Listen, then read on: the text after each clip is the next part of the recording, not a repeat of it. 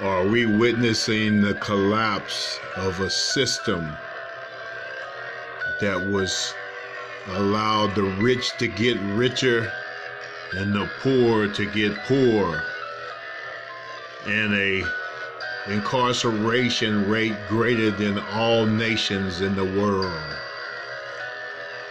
Now that the coronavirus, a virus that was actually invented inside the United States, has come home to claim the system.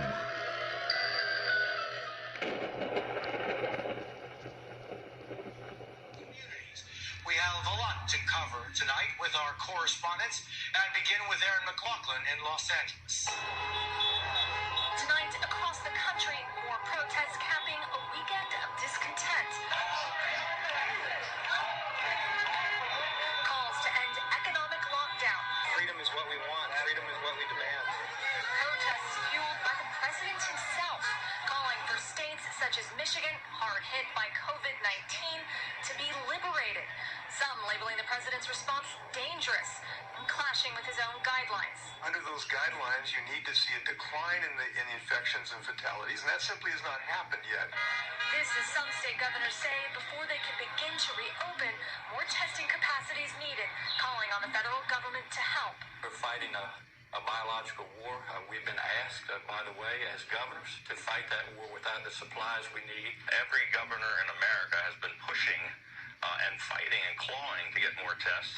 Sunday morning, President Trump telling governors to step up.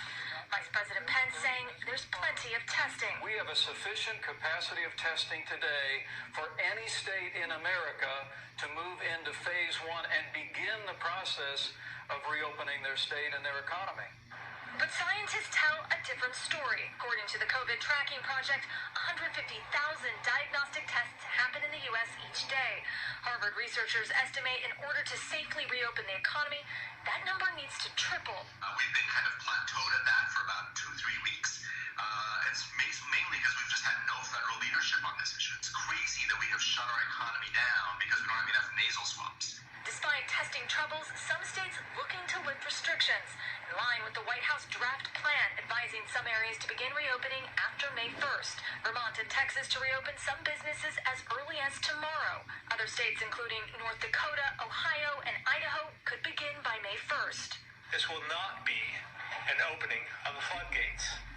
Instead, we will slowly turn on the spigot, a quarter turn at a time. This is a new national NBC News Wall Street Journal poll says nearly 60% of Americans are more concerned the U.S. will move too quickly to loosen restrictions, causing more COVID-19 deaths. And take too long lifting restrictions, negatively impacting the economy. Crowded together, few with facial coverings, to protest the state's stay-at-home order. I'd rather be working. I really would. I really wish they would open this up. Some were confronted by nurses in the street. One healthcare worker stood defiantly, framed by an American flag. Demonstrations in several states, many organized on Facebook, which today said it's removing the groups if the protests violate a state's gathering guidelines.